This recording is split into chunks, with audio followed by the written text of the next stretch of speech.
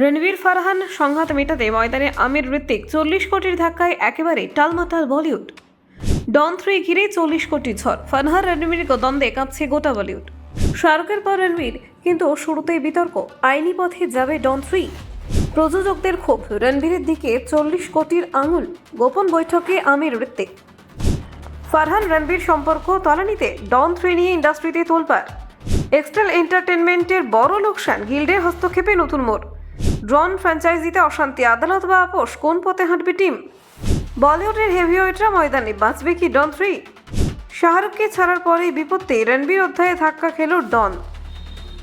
দেখুন ঠিক কি ঘটল। বলিউডে ডন ফ্র্যাঞ্চাইজি মানেই সাফল্যের প্রতীক।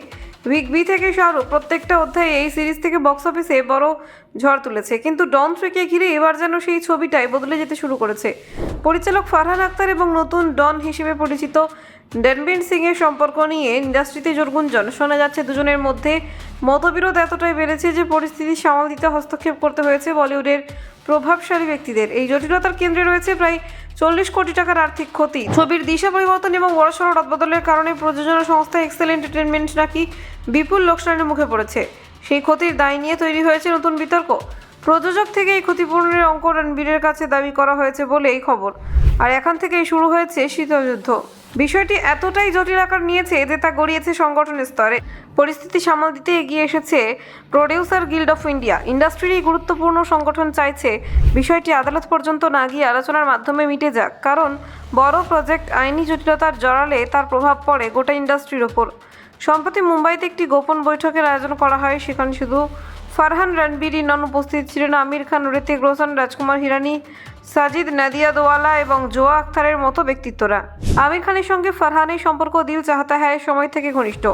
ঋত্বিক ও ফারহানের দীর্ঘদিনের বন্ধু। এই অভিজ্ঞ ব্যক্তিত্বরা চাইছেন না ডন 3 নিয়ে কোনো আইনি সংঘাত তৈরি হোক যা প্রজেক্টের ভবিষ্যৎ ত্বরান্বিত করে দিতে পারে।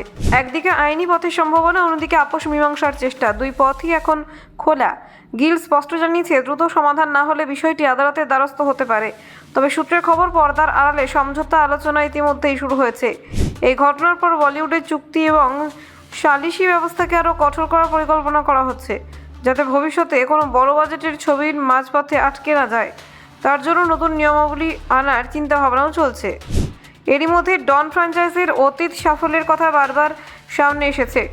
অমিতাভ বচ্চনের যুগ থেকে শুরু করে শাহরুখ খানের আধুনিক সংস্করণ, প্রত্যেকটা অধ্যায়ে দর্শক দাপট দেখেছে।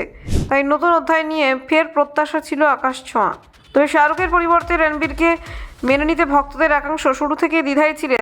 তার উপরেই 40 কোটির বিতর্ক ছবির ভাবমূর্তিতে বাড়তি চাপ তৈরি করেছে। এখন প্রশ্নই অস্থিরতা কাটিয়ে ছবিটি কি পুরনো দাপট ফিরে পাবে? সবকিছু নির্ভর করছে আলোচনার ফলাফলের ওপর। যদি আমির ও ঋত্বিকদের মধ্যস্থতায় সমাধান বেরিয়ে আসে, তবে ডন 3 আবারও ট্র্যাকে ফিরতে পারে, নইলে আইনি জটিলতায় ছবির মুক্তিকে দীর্ঘদিনের জন্য অনিশ্চিত করে তুলতে পারে। সময় বলবে এই থ্রিলারে শেষ দৃশ্য কেমন হবে। ব্যুরো রিপোর্ট, নির্ভীক বার্তা।